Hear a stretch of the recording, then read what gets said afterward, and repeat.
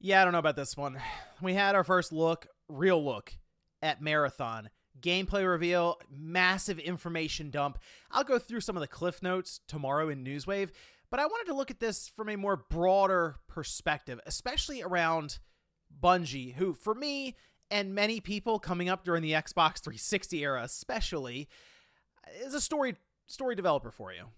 And now kind of seeing what they're doing and at this point what their next step is after Destiny 2 seemingly, starting to make me think that maybe I am on the outside looking in with a lot of this stuff. But I wanted to go over Marathon and some of just my thoughts on what we've seen here today. So if you guys enjoyed this video, hit that like button, subscribe if you're new.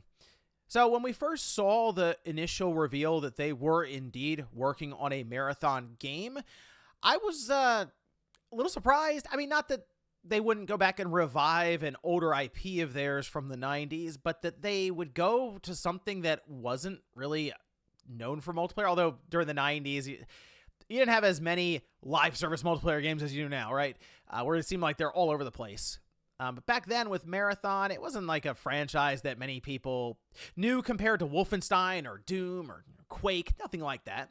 But it was something that was different, you'd assume, from their live service aspirations with Destiny. It wasn't something that you'd go back to, I figured, and turn into a massive multiplayer thing, right? Because it was mostly known as that single-player kind of experience. But that is actually what they're doing, go figure. And in fact, when they first showed that reveal in 2023, they mentioned it was an extraction shooter. And as soon as I saw it, I went, oh.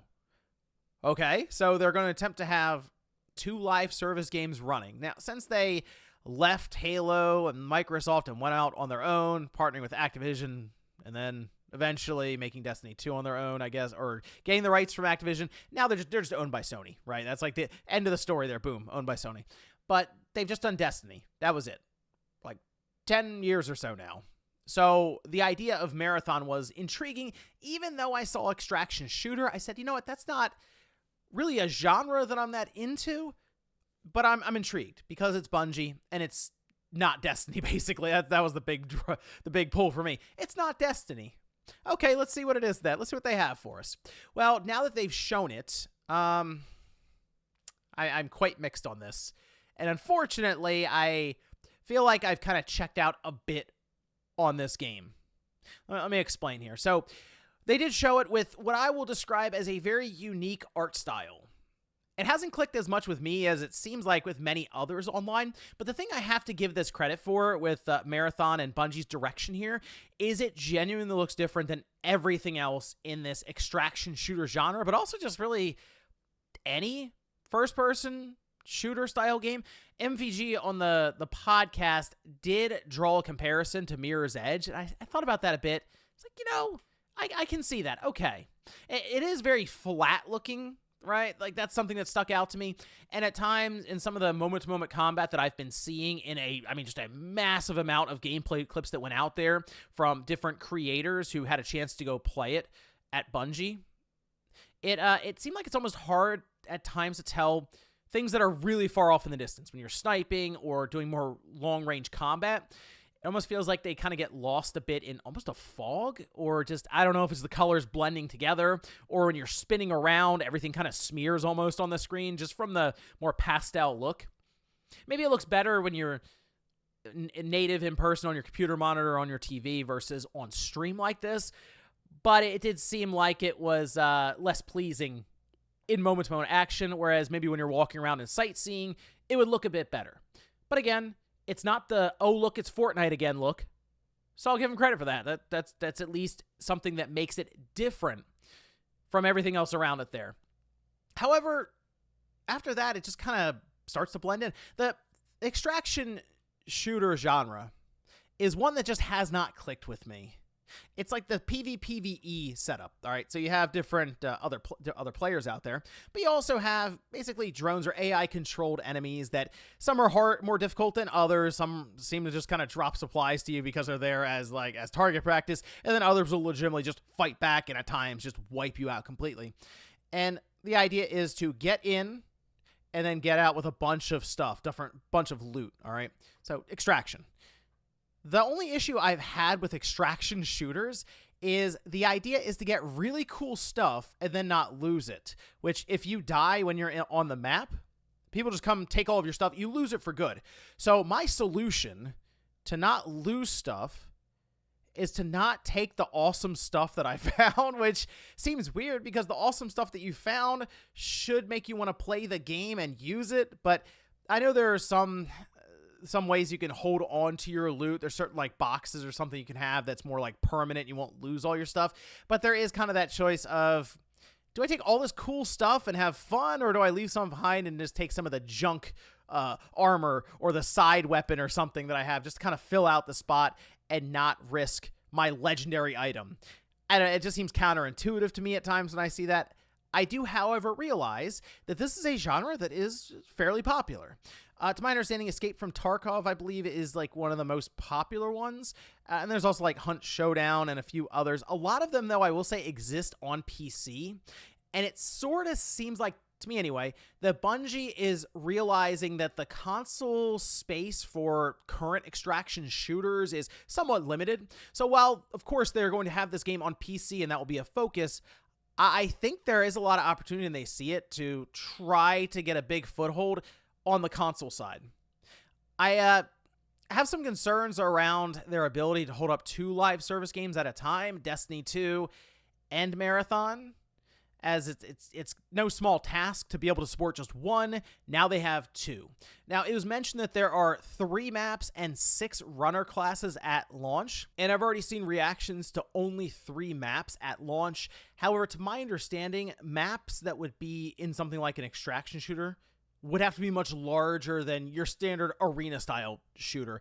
Mostly because while there are 18 people here, you would want them to be a bit more spread out, since there are other things to do in the map as you're going through trying to collect loot. You may run across different larger enemies like bosses. You may have apparently dungeons or instances. Maybe there's like missions or tasks that you have to run while, of course, trying to avoid other players at times. So these maps, I think, are going to be much more wide open than what some people are picturing when they hear 3 maps. I think they're maybe even trying to compare it to an arena-style shooter where they are smaller maps. Shouldn't be the case here. And, of course, more will be coming down the line with post-launch support, and they're going to have new maps, weapons, characters, and more from there. Even like ranked play, endgame challenges. They're going to have seasons with storytelling mixed in, secrets to discover, community events. There's a lot they're trying to plan after release. However, as I was watching some of the impressions and really the hands-on stuff, like SkillUp had a video, he was going over this, and he mentioned that some of the writing or the narrative stuff, while they have like a framework built out, they're still kind of working on that now leading up to launch, which is in September. So I do question if the game is coming in a bit hot just based on some of the stuff going around. And they're going to have an alpha at the end of this month. So it seems like they're going to work up until launch with the community to try to get some of the issues ironed out, whether it's bugs or just balancing. And then I assume from there they'll have a full beta to do more of a network stress test. And if they have it and it's kind of just open, it's easy to get into, I'll give it a shot. But the extraction shooter here, the thing I was hoping to see from Bungie when they said it was an extraction shooter was that they had an idea to maybe a bit of a twist on it of some kind, something new, something interesting, something different from what I have seen with a genre that definitely leans mostly into like hardcore gamers when it comes to this. The idea that you lose everything, I see it a lot. People go, it's not really, I'd rather play Call of Duty or just like stuff that I can pick up and play for 20 or 30 minutes at a time and then be done with it. The more casualized side of things. I just don't think that the extraction shooter fits into that well. And I was thinking maybe Bungie had an idea to quote unquote more casualize aspects to it. I haven't seen it yet. That said, the game's not out yet either, so it seems like things just aren't necessarily even ready for some of the hands-on time that some of the creators had with Marathon. So I do feel like we need to have the game come out to really get a grasp on what's being offered here and what just the plan is for this game going forward. But here's the other issue, and this is something I kind of have a problem with in general when it comes to just multiplayer-only games. when one is shown, people immediately go to, it's free to play, right? As constant. It seems like the expectation is free, or like I have other things to do. I'm not going to be able to try it. I'm not going to spend money on a multiplayer only game, which does sound kind of funny. But that's just sort of the expectation that's set in a world now where just nothing's guaranteed with these games. We watched Concord launch and they get pulled back in 2 weeks. We've seen games open and then shut down before the end of the year. Just outright. Oh, it's over. That's it. We're pulling support. Servers being shut down. So I understand why when you hear live service, you go, is it free? Because you don't know if your money's going to be well spent here, or if you're going to realize you were burned on something that didn't last 8 months, right? Very competitive market right now. You need a lot of concurrent players. Is this something that can pull people away from really games that are just completely entrenched in the genre right now? I don't know. I feel like I didn't see anything there that would do that. And then we hear that the price is premium, but not full price, which means that there is some sort of price tag that will be presented here. And the fact that they're not talking about it yet makes me wonder if they're kind of in this situation of, we're sort of still figuring it out, because clearly they mentioned there's going to be a battle pass. I'm sure there'll be all kinds of cosmetics. There's going to be plenty of stuff to spend money on beyond what I'm going to assume is about $40. I say that because that's sort of this trend that Sony has been doing. And yes, I mean, Bungie and Sony, yeah. But I know Bungie acts apparently independently from Sony. I feel like the $40 tag is what's now expected after they said it's premium price, but not full price. So unless they come in at 50 or 60 for whatever reason, that's kind of where I'm sitting and my expectations are right now. But going forward, I'm going to keep an eye on this. However, the thing I've realized is the Bungie that I, and I'm sure many people remember very fondly from the Halo days, really. I mean, that's although you could look at the Destiny days, even the initial launch of Destiny, while Destiny 2 did improve on it, Destiny had this sense of like discovery and this new venture for Bungie, and here comes the creators of Halo and they're off doing this new thing. There was kind of that sense of wonder and discovery, whereas Destiny 2 kind of took that away since we already knew what it was going to be, but it was still cool. I mean, it was fun initially, and after falling out of it for a couple years now, I have no idea where to go to get back. So I was kind of hoping for Destiny 3 so you can have that oh wow moment again and be like, oh, I'll start from the beginning with everyone else. But then here comes Marathon. However, I feel like I am looking from the outside in now with Bungie going forward. And maybe it's more just first-person shooter multiplayer games. I don't know. It seems like a lot of the games that I see get announced specifically for first-person multiplayer shooters are ones that I go, okay, I guess this is not really for me. I feel like I keep saying that over and over again, and this is another instance where that's happened. So the game could end up being really good. It could be awesome for fans of extraction shooters, but that's just not really what lines up for me. So I'm just saying, oh, I guess it's just another big game that's just not really for me. So I'm hoping I see what I personally like to see is some kind of arena shooter that really takes over again, that's like new and everyone jumps in all at the same time, and kind of get, I hate to say it because I'm going back pretty far, but like the Halo 3 days again. I'm sure you've heard that many times over now with Bungie.